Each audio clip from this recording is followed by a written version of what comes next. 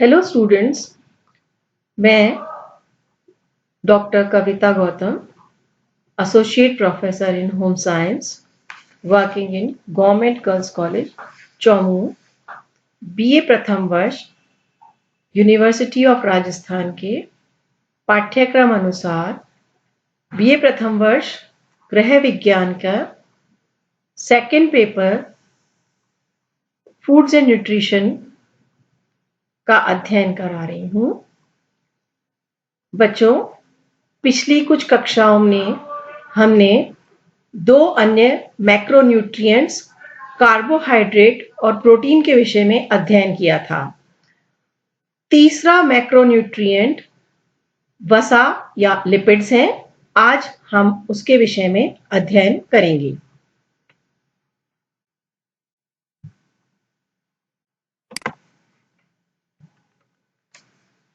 सबसे पहले तो थोड़ा सा परिचय कि लिपिड्स क्या होते हैं।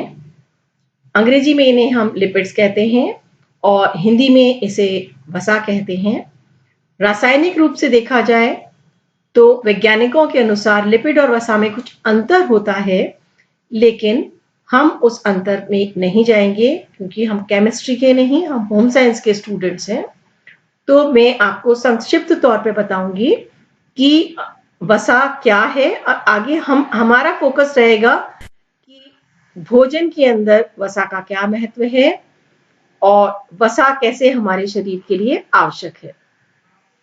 तो वसा या लिपिड जो है बेटा, ये रासायनिक रूप से देखा जाए तो कार्बन, हाइड्रोजन और ऑक्सीजन का यौगिक है, इनका कंपाउंड है।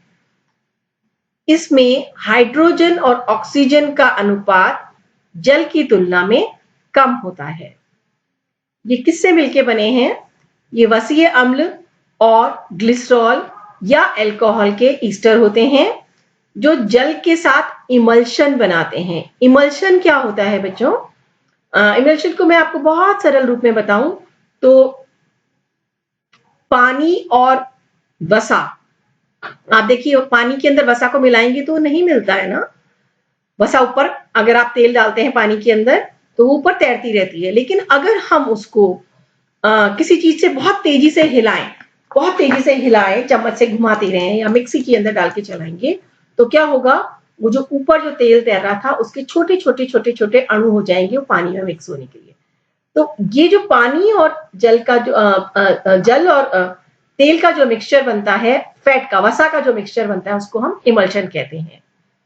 तो ये जल के साथ इमल्शन बना सकते हैं और कार्बनिक जो जिन विलायकों में जो घुलनशील पदार्थ जो कार्बन से बने हुए होते हैं उनके अंदर घुलनशील होते हैं। और इसके उदाहरण हैं घी, मक्खन, कोलेस्ट्रॉल, कैरोटीन, लाइकोपीन आदि। ये विभिन्न प्रकार के लिपिड्स हैं। ये एक अघुलनशील पदार्थ है और ये कार्बोहाइड्रेट और प्रोटीन जो दो अन्य मैक्रोन्यूट्रिएंट्स हैं, इसके साथ मिलकर प्राणियों और वनस्पति के उत्तक का निर्माण करता है। हमारे शरीर में जो उत्तक है बेटा, वो प्रोटीन, कार्बोस और वसा से मिला जुला कर बने हुए होते हैं। इसमें मेजर पार्ट प्रोटीन का होता है, हमने पिछले चैप्टर में पढ़ा था, लेकिन लिपिड भी उसके लिए आवश्यक है क्योंकि हमारी कोशिका के कुछ हिस्से लिपिड से बने हुए होते हैं और कोशिका मिलकर उत्तकों का निर्माण करती है। तो ये हमारे उत्तकों का निर्माण करने के लिए वसा एक अति आवश्यक घटक है।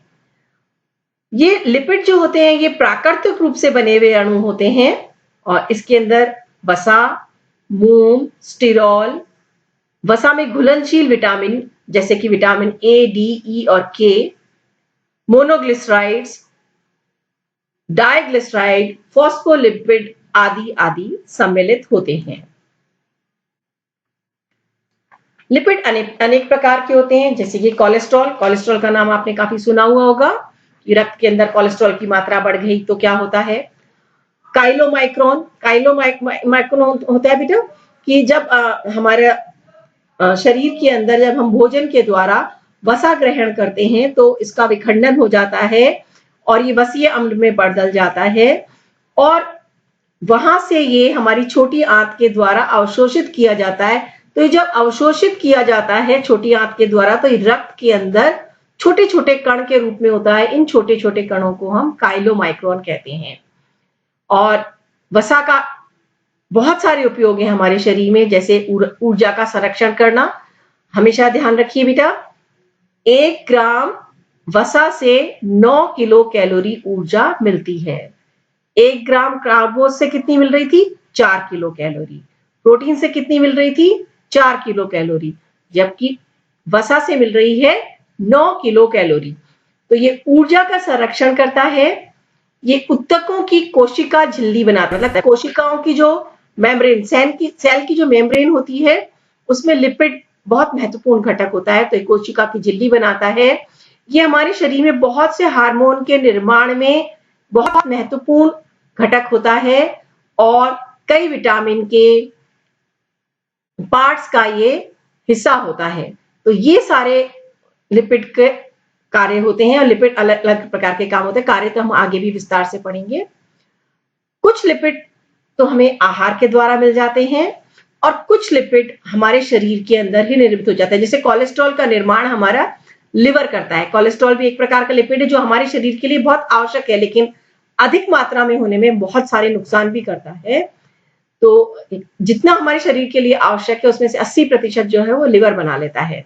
और लिपिड को रक्त के द्वारा हमारे शरीर के विभिन्न भागों में हम भोजन के द्वारा जो लिपिड ग्रहण करते हैं या लिवर ने जिस लिपिड का निर्माण किया है, ये रक्त के माध्यम से हमारे शरीर के विभिन्न हिस्सों में जहां जितनी आवश्यकता होती है वहां पहुंचाया जाता है।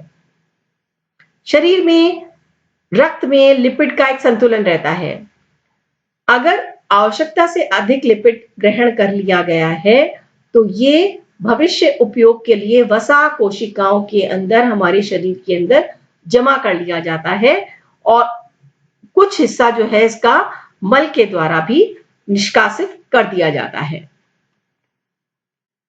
अगर रक्त में किसी भी कारण से बहुत अधिक लिपिड हो, आप आहार के द्वारा ले रहे हैं या आपके पास अतिरिक्त ऊर्जा एकत्र हो गई तो वो भी लिपिड में परिवर्तित हो जाती है। तो ये अत्यधिक मात्रा में जब हो जाता है तो ये हमारी रक्त वाहिकाओं में जमा हो जाता है। जैसे बेटा आप लोगों ने देखा है कि जो पानी के पाइप होते हैं उसके अंदर अगर जहां पर बहुत ज्यादा लवण होता है पानी के अंदर या फ्लोराइड होता है तो वहां पर पाइप के अंदर धीरे धीरे सफेद रंग का पानी का कुछ जमना शुरू हो जाता है। तो अगर रक्त वाहिकाओं के अंदर ये जो अतिरिक्त मात्रा में लिपिड या कोलेस्ट्रॉल होता है ये रक्त वाहिकाओं के अंदर जमा होने लग जाता है और रक्त वाहिकाओं के अंदर जो सुराख रहता है, जैसे पाइप के अंदर नली होती है, खोखला हिस्सा जो होता है वो धीरे धीरे संकुचित होता जाता है क्योंकि वो चारों तरफ ये कोलेस्ट्रॉल जमता जाता है और रक्त वाहिकाएं ठोस हो जाती हैं और इनके अंदर का जो पैसेज है, ओपन पैसेज जो है वो कम होता जाता है और अगर ये बहुत ज्यादा हो जाए तो रक्त वाहिका को ब्लॉक कर सकता है और उस वजह से व्यक्ति को, जिस अगर हृदय के अंदर होता है सबसे ज्यादा ये, तो हार्ट अटैक जिसको हम कहते हैं वो हो सकता है। मस्तिष्क में हो जाए तो पक्षाघात हो सकता है ना, तो कोई भी वाहिका अवरुद्ध कर सकता है और इस स्थिति को बेटा एथेरोस्क्लेरोसिस कहते हैं। एथेरोस्क्लेरोसिस क्या है? रक्त वाहिकाओं के अंदर कोलेस्ट्रॉल का जमना जो है, इस बीमारी का नाम होता है एथेरोस्क्लेरोसिस।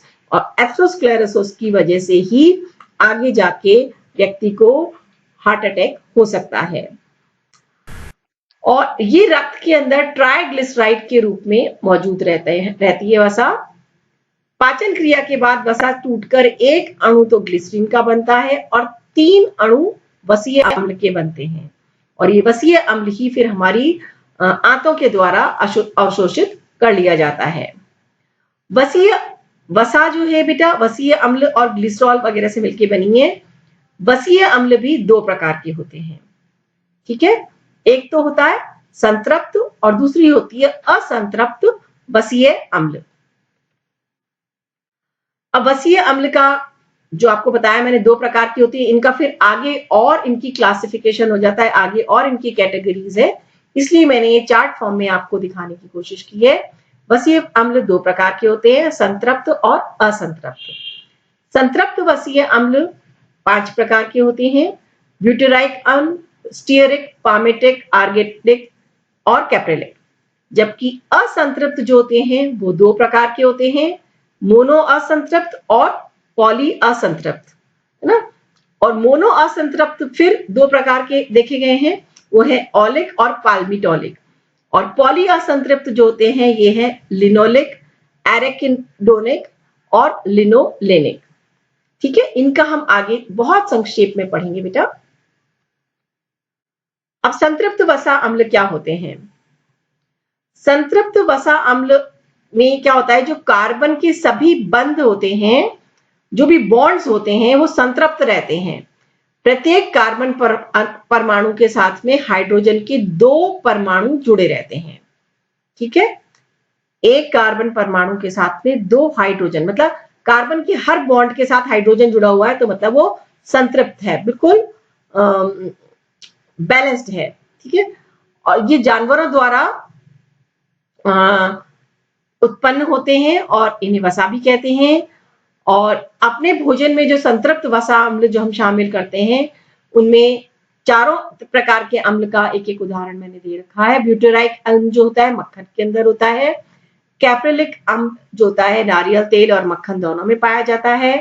पामिटिक अम्ल जो है ये वनस्पति तेलों में प्रमुख रूप से उपलब्ध होता है ना। तो ये सैचुरेटेड फैटी एसिड है बेटा, ध्यान रखिएगा। और स्टीयरिक अम्ल जो है ये प्राणिज और वनस्पति तेलों में मिलते हैं, प्रमुख रूप से मिलता है। असंतृप्त वसीय अम्ल क्या होते हैं बेटा? असंतृप्त जो होते हैं इनमें कार्बन और हाइड्रोजन के अणुओं की संख्या में असमानता होती है। उधर तो क्या बताया था, एक कार्बन के साथ में दो हाइड्रोजन के अणु मिले हैं तो कार्बन का बॉन्ड जो है वो सैचुरेटेड है।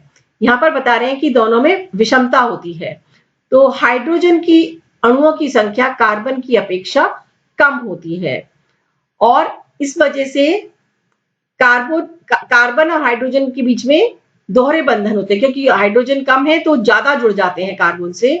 और ये दोहरे बंधन की संरचना जो है ये एक कठोर संरचना बना लेती है जो अणुओं को आपस में एक दूसरे के संपर्क में आने से रोकती है और अणुओं को अलग अलग रखती है। और अणुओं के अलग अलग रखने की वजह से और असंतृप्त श्रृंखलाओं में अंतर संबंध के अभाव की वजह से इस प्रकार के जो भी वसीय अम्ल होते हैं ये कमरे के तापमान पर तरल अवस्था में रहते हैं। और देखो उधर घी मक्खन वगैरह जो थे वो सब संतृप्त थे, तो वो कमरे के तापमान पर जम जाते हैं। और जो असंतृप्त होते हैं बेटा ये कमरे के तापमान पर भी तरल अवस्था में रहते हैं।